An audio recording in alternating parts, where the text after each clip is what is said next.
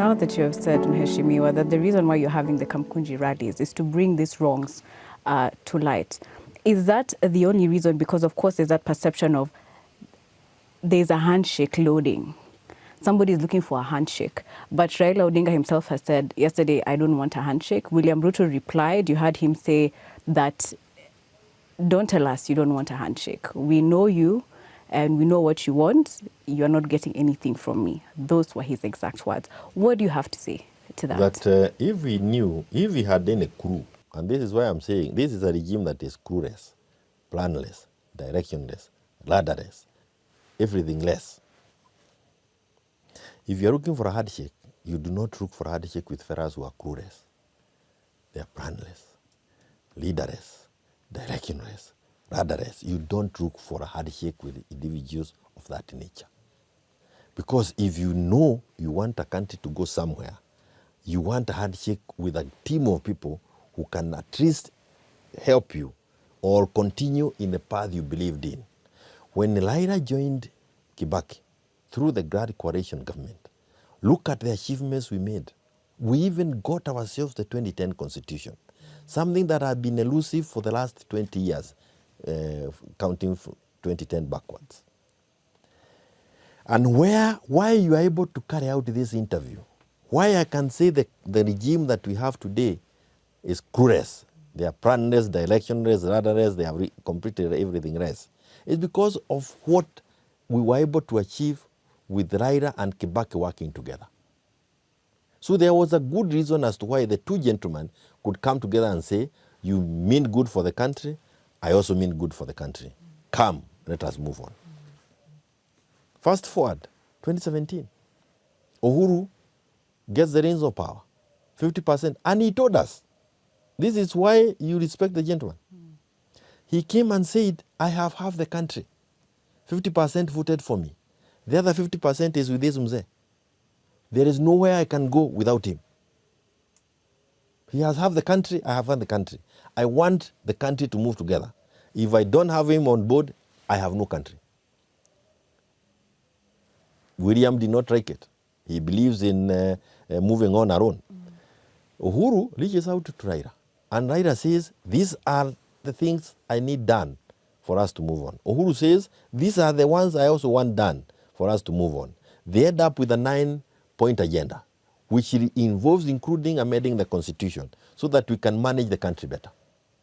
And from that point onwards, Raila says, I don't even want to be in your government, but I'm now going to work with your government. I mean, that is the kind of handshake that you're looking for, of a person who has a clue of where he's going, a direction, a plan. He has a feeling of the country, and you can see he wants to carry the whole country. I worked with Kibaki more than even one may want to imagine. And if you ever sat in his office or walked into his office and said the Prime Minister, Raila was the Prime Minister, the Prime Minister has done or done, nakwambia we kichwa yako iko wapi? Saa yote fitina, sema ile umekuja kufanya kusaidia Kenya.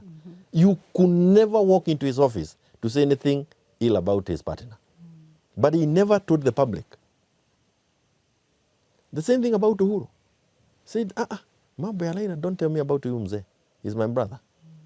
So, and he was not going to agree with William on that account. Now, you look at Raila. How can he get into a handshake with the people who the first thing they do is to remove subsidies? The social support system that is every Kenyan is crying for, that was making us make sense of our living. You remove that and you say subsidies don't make a meaning. Americans are subsidizing their people. Britons are subsidizing their people. They've been allowed longer than you in form of a democratic space. And you come and make, but you know, you put it in such a good language, cheng, so Kenyans resonate with you and they think, but down the line, 3 days down the line, they say, wapi, kwa nini uga bado iko na bei kali?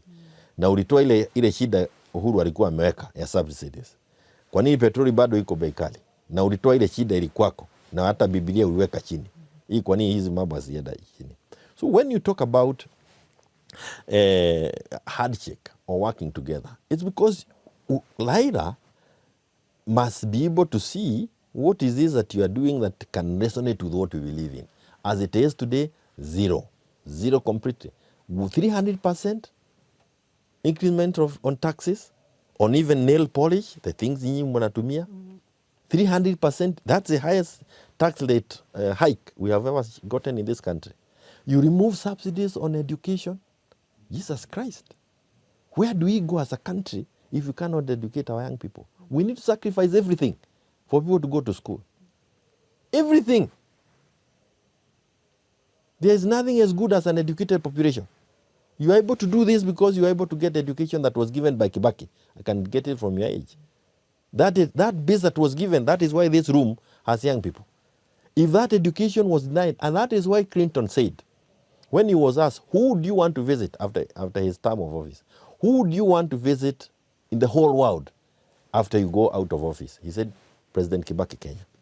That gentleman who chose to give Kenyans education talks of free primary education, secondary, and the rest. You cannot put the baggage of school fees on people.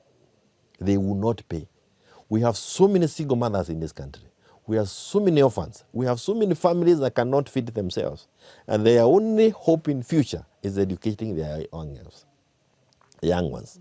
So when you see a regime that says increases fees by 10%, they are saying you must remove help. If you educated your child through a private school, nursery school, and the rest you people, if your children went to a private nursery school, kindergarten, they went to primary school, private, he is saying you not educate them at the university level kwa sababu wewe kuna pesa. Where hiyo kichwa iko wapi? Are you in this country or somewhere else? What vendetta do you have against some people who are working hard? That's a kind of, it makes you fear. And that's not a regime you want to join in any way. It's actually a regime you want to remove from power through the known ways. Yes.